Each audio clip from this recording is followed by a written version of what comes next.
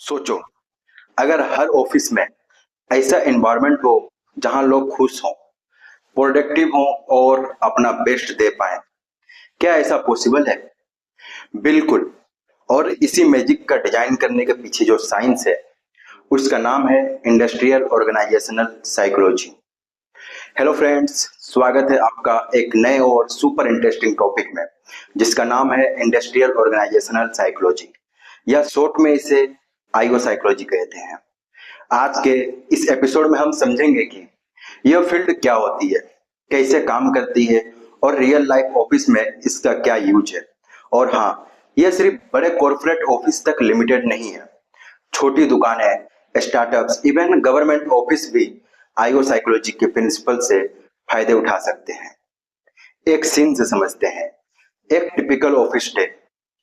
सोचो तुम एक ऑफिस में काम कर रहे हो जहां बॉस हर टाइम चिल्लाता है, कलीग्स के बीच कंपटीशन ज्यादा और ट्रस्ट कम है, वर्कलोड ज्यादा है बट मोटिवेशन जीरो। ऐसे एनवायरनमेंट में प्रोडक्टिविटी और जॉब सेटिस्फेक्शन दोनों जीरो हो जाते हैं। अब सोचो एक दूसरा ऑफिस जहां बॉस लीडर की तरह बिहेव करता है, टीम बॉन्डिंग स्ट्रॉन्ग है, काम स्मार्टली डिवाइडेड होता है और लोग जेन्युइनली खुश हैं। यहाँ काम भी हो रहा है और लोग मेंटली हेल्दी भी हैं। तो फर्क क्या है?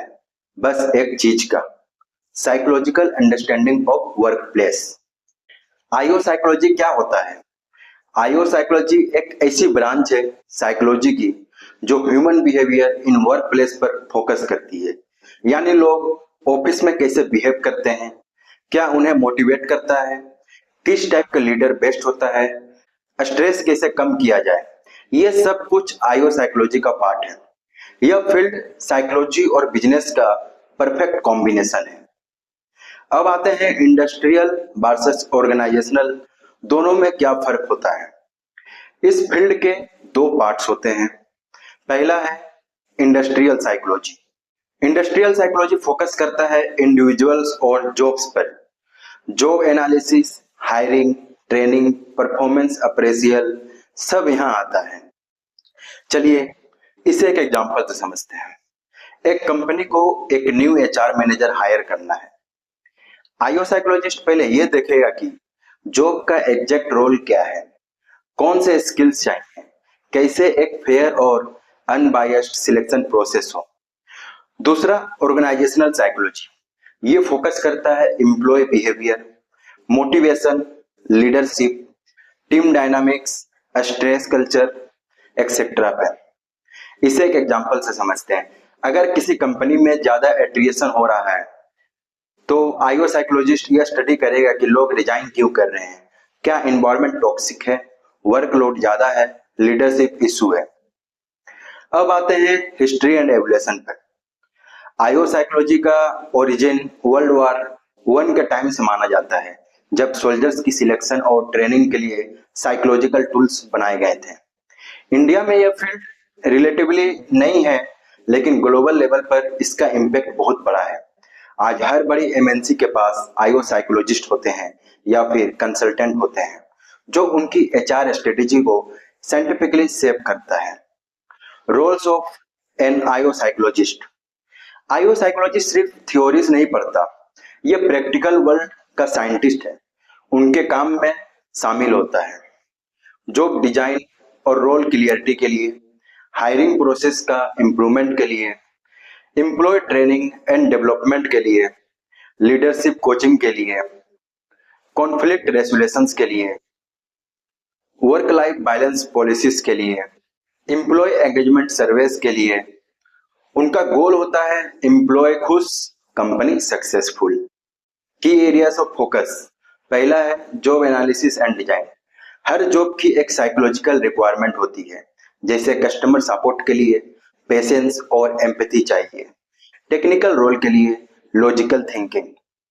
दूसरा रिक्रूटमेंट एंड सिलेक्शन के लिए bias free hiring, scientifically validated tests, structure interviews, ये सब यूज होते हैं। तीसरा है ट्रेनिंग एंड डेवलपमेंट।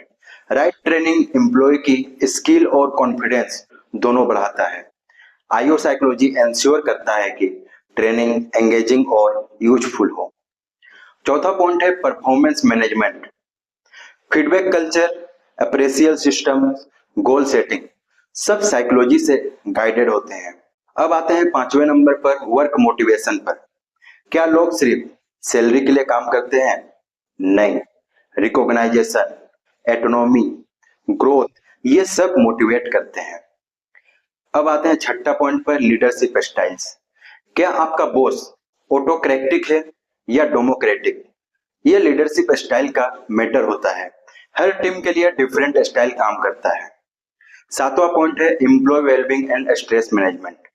बर्नआउट कैसे कम करें, मेंटल हेल्थ कैसे सपोर्ट हो, फ्लेक्सिबल टाइमिंग्स, सपोर्ट सिस्टम, सब ये सोच के बनाते हैं। आठवां पॉइंट है ऑर्गेनाइजेशनल कल्चर।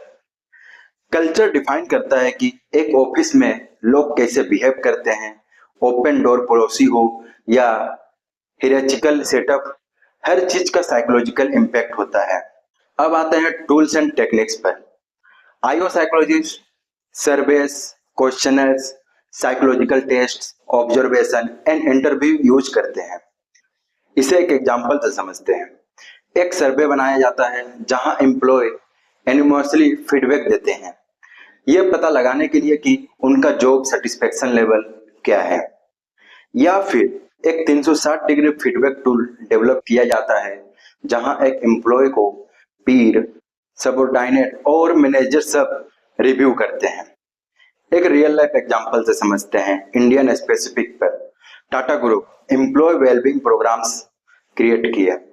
टाटा स्टील ने काफी पहले से एम्प्लॉय वेलनेस पर काम किया है, इंक्लूडिंग मेंटल हेल्थ, सेप्टिकल लीव्स और stress management workshop.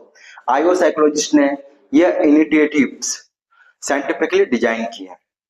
Infosys leadership development. Infosys जैसे आईटी कंपनीज ने आईओ साइकोलॉजी यूज किया to build effective leadership pipelines through behavioural assessments. Zomato, ये एक जाना माना नाम है इंडिया के लिए जो फूड डिलीवरी करता है।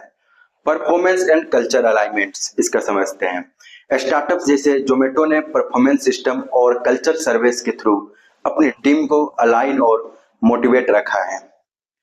IO psychology in the age of AI और डाटा एनालिटिक्स के टाइम में आईओ साइकोलॉजी और भी पावरफुल हो गया है।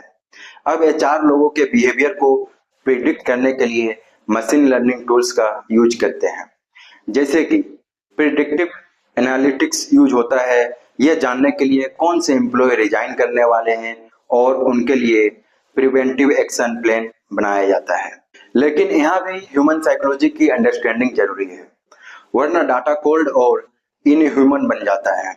Misconception about IO psychology. यह सिर्फ एचआर का काम है? नहीं, यह साइंस बेस्ड डिसिप्लिन है जो बिजनेस रिजल्ट्स पे डायरेक्टली इंपैक्ट करता है। आईओ साइकोलॉजी सिर्फ मोटिवेशन और स्ट्रेस की बात करते हैं, यह भी मिथ है। वो हायरिंग से लेकर लीडरशिप तक हर लेवल पर काम करते हैं।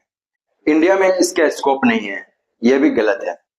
बहुत बड़ा स्कोप है, specially with rising corporate awareness के लिए। करियर स्कोप इन इंडिया, कैसे बने आईओ साइकोलॉजिस्ट? इसके लिए क्वालिफिकेशन क्या चाहिए? बीए या बीएससी इन साइकोलॉजी, फिर हायर एजुकेशन में एमए और MSc in industrial organisational psychology और applied psychology. PhD optional but useful for teaching and research roles. अब आते हैं टॉप इंस्टीट्यूट्स पर जो आईओ साइकोलॉजी को प्रमोट करती है।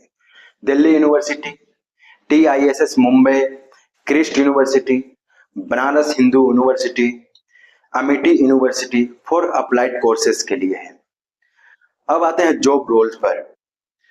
जॉब रोल क्या क्या है? एचआर कंसल्टेंट है, टैलेंट एक्विजिशन एनालिस्ट है, ऑर्गेनाइजेशनल डेवलपमेंट स्पेशलिस्ट है, एम्प्लॉय एंगेजमेंट मैनेजर है, वर्क प्लेस साइकोलॉजिस्ट है, practical tips for application in daily life.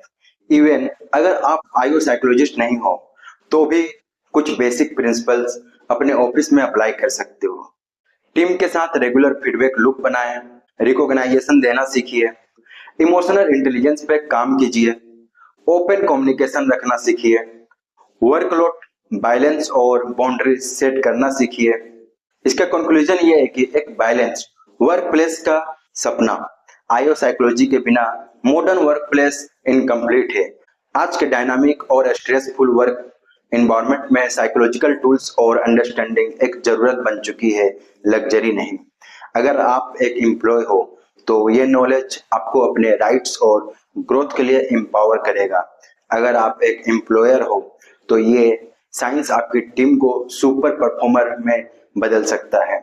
तो दोस्तों, अगली बार जब आप किसी ऑफिस में जाओ या अपना खुद का काम स्टार्ट करो तो ये याद रखना, वर्क प्लेस सिर्फ फर्नीचर और कंप्यूटर से नहीं बनते, लोगों के इमोशंस, मोटिवेशन और कल्चर से बनते हैं। और उन सबको समझने का काम करता है इंडस्ट्रियल ऑर्गेनाइजेशनल साइकोलॉजी। मिलते हैं अगले एपिसोड में एक नए साइकोलॉजिकल टॉपिक के साथ। तब तक के लिए काम करो स्मार्टली, सोचो डीपली और जियो साइकोलॉजिकली। तो दोस्तों, आपको यह वीडियो कैसा लगा कमेंट सेक्शन में जरूर बताइएगा, और वीडियो पसंद आया है तो वीडियो को थम्स अप कीजिए, और चैनल पर नए हैं तो चैनल को सब्सक्राइब कीजिए। इसी तरह से फैसिनेटिंग टॉपिक्स आपके लिए लेकर आता रहूंगा। मिलते हैं नेक्स्ट वीडियो में, तब तक के लिए धन्यवाद।